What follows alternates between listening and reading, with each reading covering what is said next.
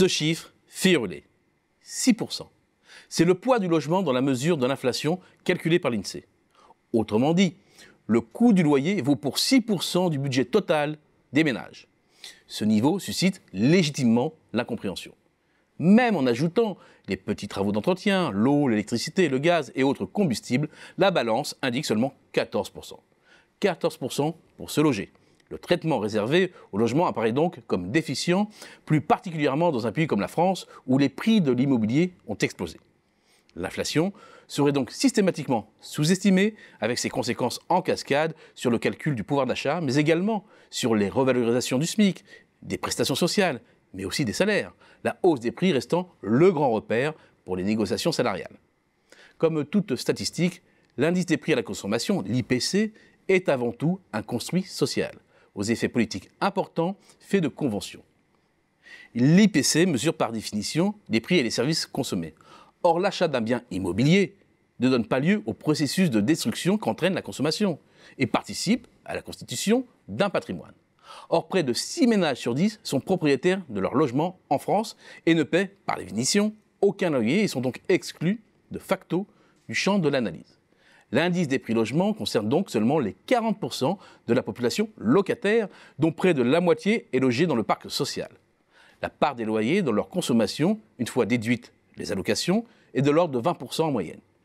C'est mathématique. 20% de 40%, cela fait 8. Il faut aussi intégrer que le niveau de vie des locataires, et par conséquent leurs dépenses de consommation, est plus faible de 20% environ à celle des propriétaires.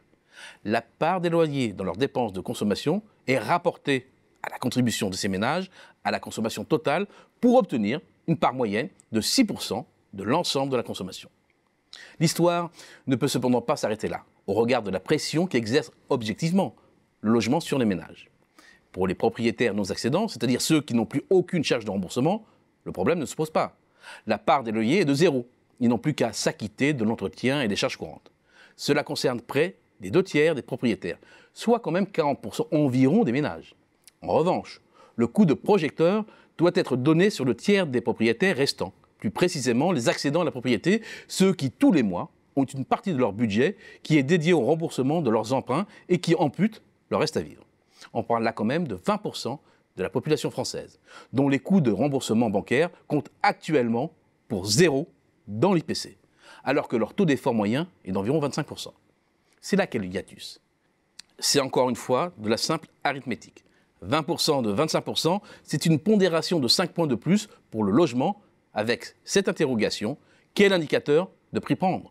Simplement les prix des logements, dans ce cas, c'est une envolée de plus de 120% depuis le début des années 2000, soit de plus de 4% en moyenne par an. C'était extrêmement brutal. Sauf que l'on ne sait pas répartir rigoureusement cette hausse dans le temps. Chaque année, elle ne touche que les nouveaux acquéreurs, soit une très faible part de la proportion de la population. Sauf aussi qu'en face, il y a un coût du crédit qui s'est réduit, avec des taux au plancher. Sauf aussi qu'intégrer le coût des opérations immobilières, si elle enrichit notre connaissance du coût de la vie, ne peut plus être dénommé prix à la consommation, au sens strict. C'est compliqué à bâtir, mais là où il y a une volonté, il y a un chemin.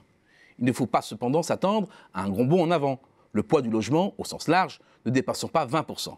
L'inflation dévierait de sa trajectoire de moins de 0,5 points en moyenne par an.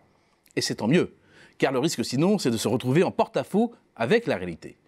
Imaginons un pays où en pleine euphorie économique, avec une flambée de l'immobilier, puis une cassure, avec à la clé une récession et un krach immobilier. Une trop grande prise en compte du logement n'est pas un problème en phase ascendante du cycle. L'accélération de l'inflation vient juste mordre sur le pouvoir d'achat. Mais en cas de retournement conjoncturel brutal, la chute des prix de l'immobilier pourrait entraîner un repli de l'inflation encore plus rapide que celui des revenus, avec ce résultat paradoxal, une hausse du pouvoir d'achat, alors même que la consommation est pénalisée par les effets de richesse négatifs. Il faut mettre plus d'immobilier dans l'IPC. C'est un sujet dont la BCE va s'emparer, mais attention, danger.